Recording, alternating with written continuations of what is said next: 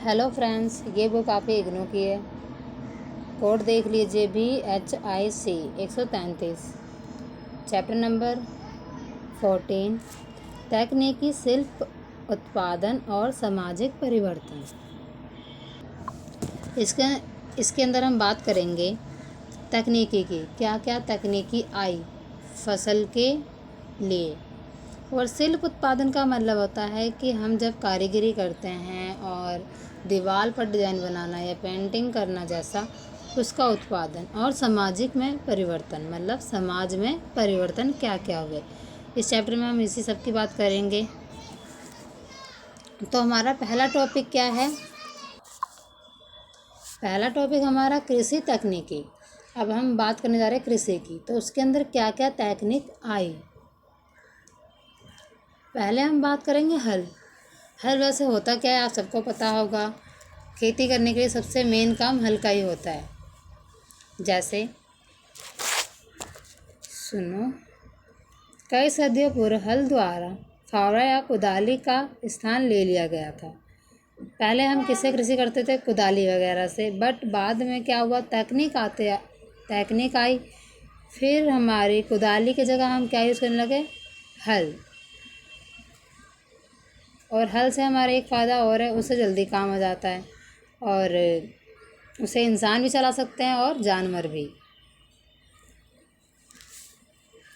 कई सदियों पूर्व हल द्वारा फावड़ा या कुदाली का स्थान ले लिया गया था। सिंधु घाटी की सभ्यता के एक केंद्र कालीबंगन मतलब कि राजस्थान में जो ये जगह है से प्राप्त पुरातात्विक प्रमाण लौह रहित हल का प्रचलन के लिए सुप्रसिद्ध है।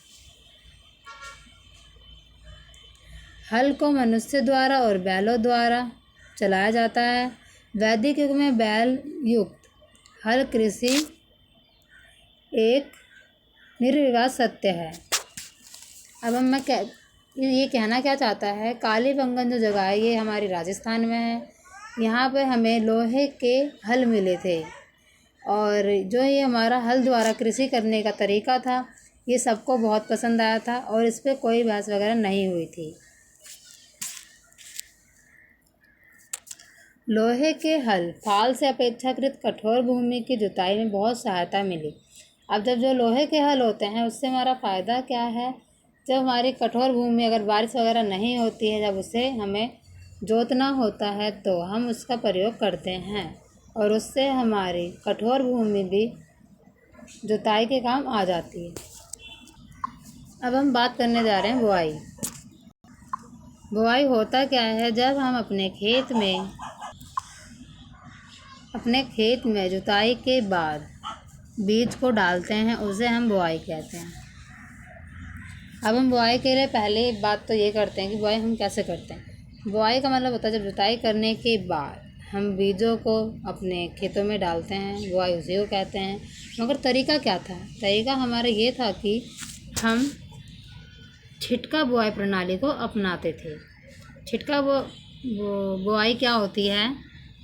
जब हम एक थैले में बीज को लेकर अपने कंधे पर धीरे धीरे जुते हुए खेत में डालते हैं तो उसे हम बुआई कहते हैं।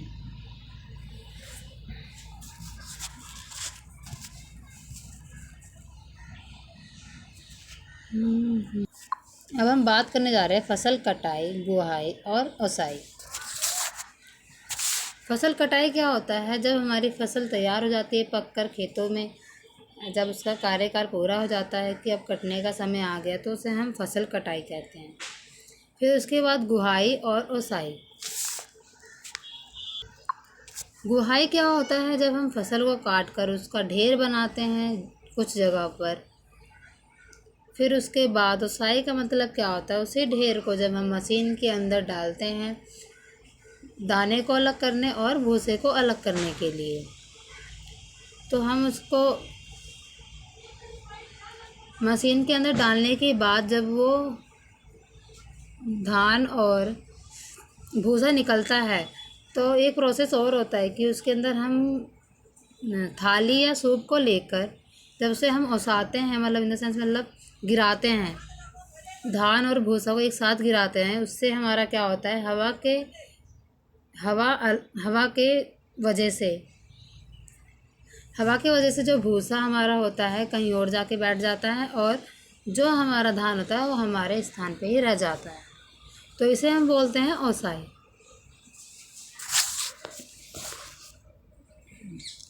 फसल की कटाई हंसिया द्वारा की जाती है। आपको तो पता ही होगा हंसिया क्या होता है, जो दराती टाइप होता है उसे हंसिया बोलते हैं, जिससे हम फसल काटते हैं। गुहाई का कार्य बैलों द्वारा किया जाता है, जो खलिहान में जई के ऊपर गोल गोल चक्कर लगाते थे। पवन शक्ति का उपयोग ओसाई के लिए भूसी को अन्य कणों से अलग करने के लिए किया जाता है। अब आपको समझ आ गया होगा, बिल्कुल क्लियर हो गया होगा। अब हम बात करने जा रहे हैं सिंचाई के साधन। सिंचाई के साधन तो आप सबको पता ही होंगे क्या होता है। पहले ज़माने में हम कैसे पानी डालते थे पौधों को या खेतों में।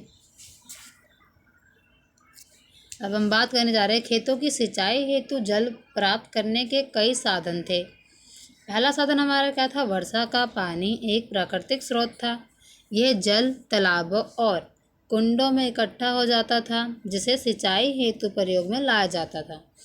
आप सबको पता ही होगा कि हमारे गांव में पोखरा कहते हैं जिसे, या तालाब।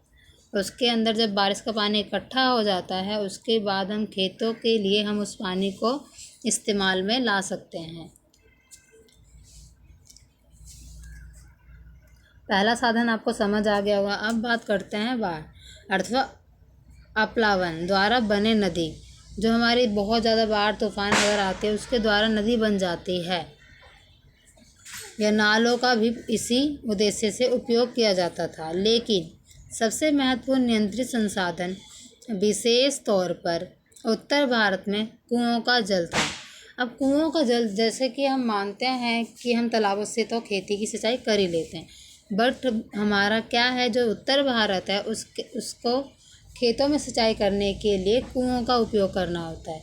तो उतनी छोटा सा खेत तो होता नहीं है, खेत तो काफ़ी बड़ी मात्रा में होता है। तो उससे हम क्या करते हैं, जो कुआं होता है उसके अंदर हम या मोटर, या तो गाय होती है, जो उसे गाय को कंधे पे हम बांध देते हैं बाँस। तो बाँस बांधने के बाद जब गाय घूमते हैं, उसी के द्वारा हमारे जो कुएं का पानी होता है वो बाहर निकलता है, तब हमारी सिंचाई पूरी होती है।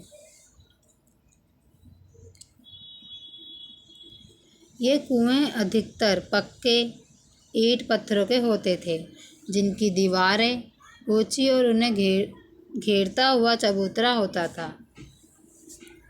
आपने कुआं तो देखा ही होगा, कुआं होता कैसा है।